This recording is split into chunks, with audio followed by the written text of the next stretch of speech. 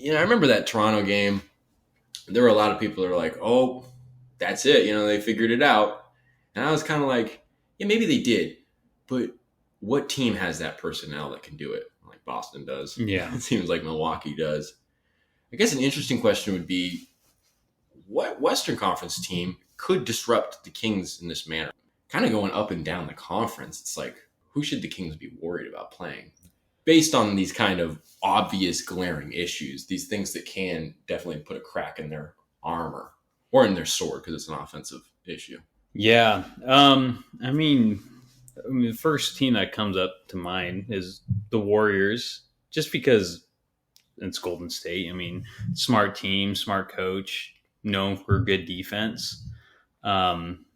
I don't know if they have the personnel this year to do it, maybe per se, but Yeah. I mean, it's one of those. I mean, calling the Kings a wild card. I think the defending champions going in as a potential 6 seed is a wild card for sure. The Nuggets, they have good length. Well, yeah. And they're also the first seed for a reason. And Memphis, of course. I feel like Denver could pose issues. Would we play Denver 2 more times? I think we end the season with Denver. Denver, and then, you're right. That'd be fun. And we play Golden State. Yeah, those will be the last 2 games of the season. Yeah. Boy. But it's like, I don't know, can Phoenix do it?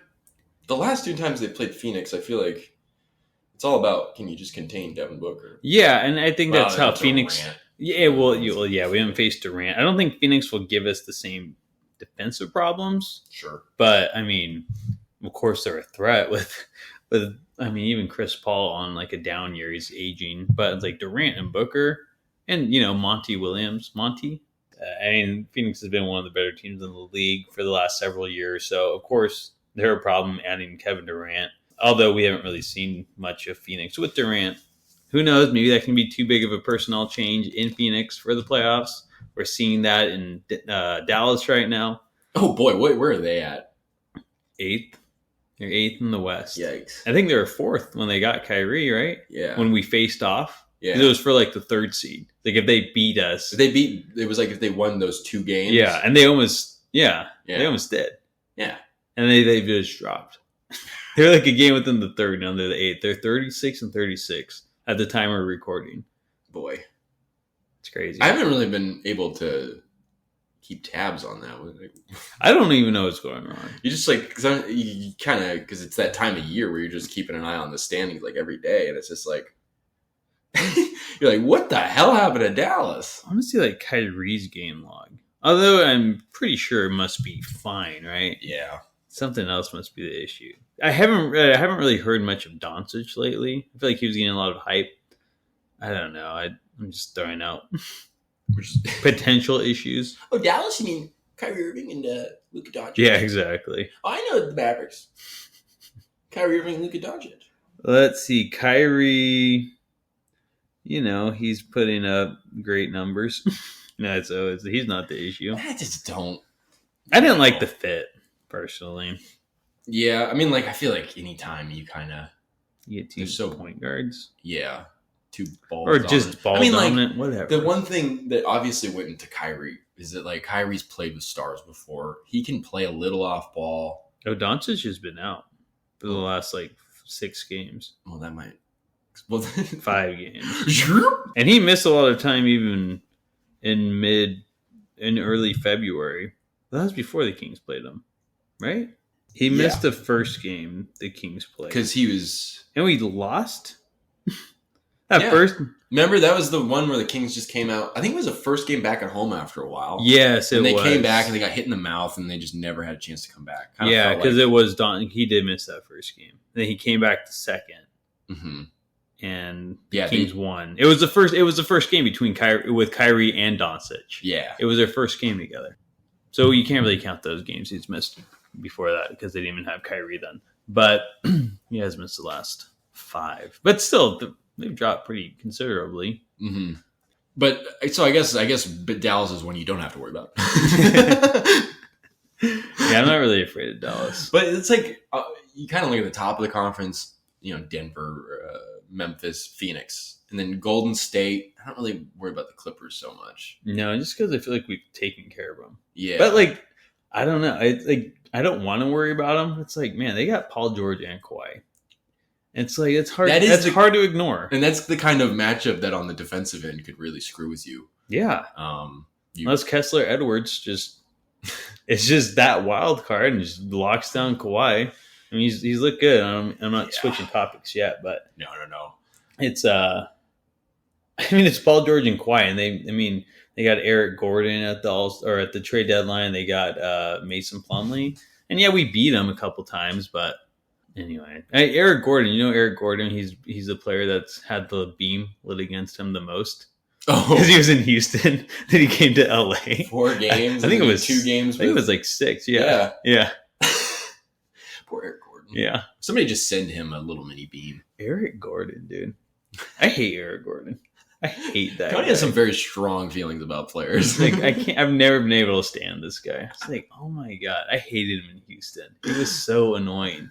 He's a little guy. I don't know. It's like this little guy. He's always like flopping and stuff. I feel like. But he's always trying to act tough. But thinking about almost kind of looking in that play-in realm. Yeah. Because we're talking about Utah potentially. I mean, Utah's like trying to do a rebuild, right? I remember they were like the first seed. I mean, it was back in like November, but I mean, yeah, look at the Pelicans. But they got Markkanen in the trade. I really wanted the Kings to go after Markkanen, whatever, like 2 years ago before he signed with the Bulls. No, he got drafted by the Bulls before he